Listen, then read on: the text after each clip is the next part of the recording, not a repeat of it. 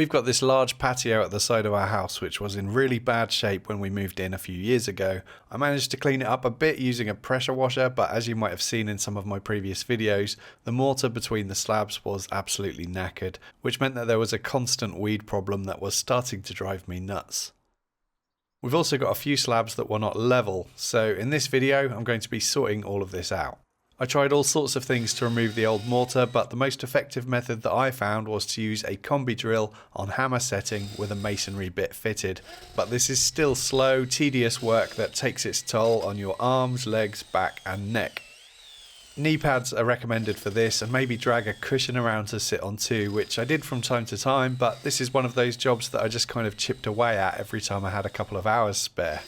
If you're wondering what kind of toll this takes on your masonry drill bits, well, here's one of them that managed a good 4 hours of constant work. Others were not so successful though, check this one out. This bit seemed to just completely unravel itself strangely, I've never seen that happen before. Luckily I had a tin full of old masonry bits I picked up years ago at a car boot sale for a few pence, so I wasn't really bothered, but yeah, don't expect them to last forever for this kind of rough work. I think I got through about 5 bits in total throughout this job, and the 6 or 8mm ones worked best. Removing all of the old pointing is going to give best results, because when the new mortar gets added later it will all match in colour, but I don't really care about that, so I'm just removing all of the loose bits and trying to open up any cracks to a point where I can get some new mortar in. This is an old patio, it's never going to look perfect, so it's just not worth spending too many hours on this. Really, I just want to stop the weed problem and make it look tidier. I'm using an old wet and dry vacuum to suck out all of the loose stuff from the joints. I want it nice and clean down there for the new mortar to adhere properly. Ideally, what you want is for it to come up in big chunks like this, but with my patio, some bits were trickier than others. So this patio is 11.5 meters by 3.5 meters, or 38 by 11 feet. So this took a long time, but eventually it was onto the part that I actually enjoy, the pointing.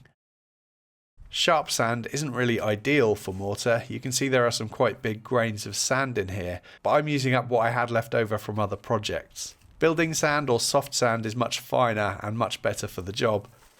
So I'm doing a 4-to-1 mix, so 4 scoops of sand and 1 scoop of cement. Mustn't spill cement in the house, mustn't spill cement in the house. Oops. I mix it up dry first and then add a little bit of water at a time until it clumps together like this. If the mix is too wet, it's going to stain the slabs and look awful, and if it's too dry, it won't bind together properly. So really you want it to stick together when it's compressed. I want to cram in as much in there as possible, and I'm using an 8mm pointing trowel I got from Amazon. I'll leave a link to it in the description box below, it works great. I know that there are modern polymer mortar products that you can buy for this, but they're really expensive, especially when you have a large space to cover like I did here. But with this method, as long as you pack it in nice and tight, it'll be good for many, many years, and I get to use up some stuff that I already had. I really do enjoy this job though. Because the mix is quite dry, you can just brush across the joint to remove the excess loose stuff and it won't stain the slabs.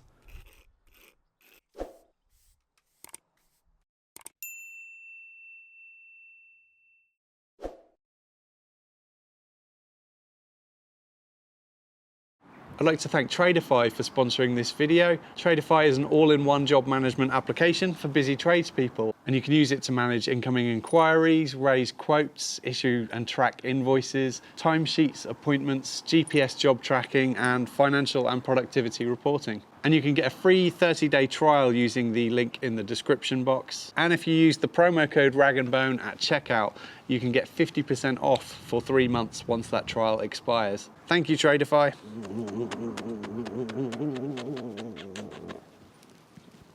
I don't know if you can see on camera, but the 8 slabs in the corner there are really crooked. They've kind of sunken over time by the looks of it, but these all need levelling, and levelling slabs has to be one of my least favourite jobs, but no one else is going to do it, so let's crack on. What should be beneath these slabs is a nice solid base of mortar, but as you can see, this is basically 90% soil, so it's no wonder these have sunken over time. Whoever laid this patio originally did a pretty terrible job. There was also a big dip that was at least 100mm or 4 inches deep. Other than that, the ground felt quite firm though, which is good. To make the job of levelling the mortar easier, I grabbed a 3x2 and then found a scrap of wood that was the same thickness as the paving slabs, 38mm. I screwed this to the 3x2 to give me the perfect jig for levelling a new sub base. I can then mix up another 4:1 mix of mortar. Getting one of these paddles to put into a drill makes mixing much quicker. Sorry about the bad lighting here, not really much I could do about it. This should be tampered down really, but I don't have a tamper, so I'm just going to compact it as much as possible with my body weight. I add some more on top, and this is where I can use the timber to screed over, referencing from the slabs either side to set the level of the mortar bed.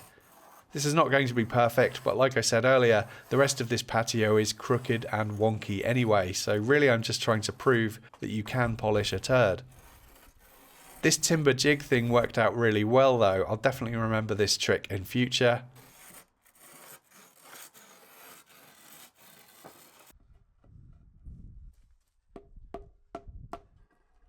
I used a rubber mallet to get the slabs level, or level-ish anyway.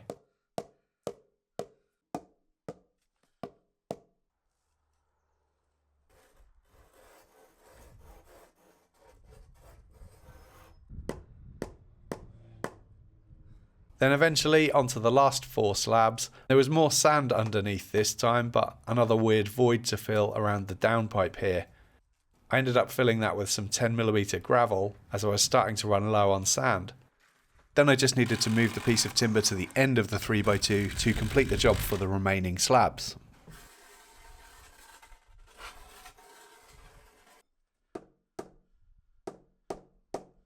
And then I sprinkle on some water which will seep down between the joins and help cure the mortar. A wet mix of mortar might have been better here, but I don't think it was really needed. The ground seemed firm enough. Another 4:1 mix, but wetter this time, to fill this space around the downpipe. And I clean off the slab so that it doesn't stain. And then the final bit of pointing. I really should have waited for the slabs to dry off first, but I just wanted this job done by this point, so I just cleaned the excess off with a sponge instead. A final sweep up and sprinkling of water, and then I left it alone for several days. And then I came back with my pressure washer just to give the slabs a final clean up. My pressure washer is just a cheap Black & Decker one. It's nothing special, but it does the job. I'll leave a link to it in the description box below. And by this point the mortar between the slabs is really solid, so I don't need to worry about disturbing it with the high pressure water.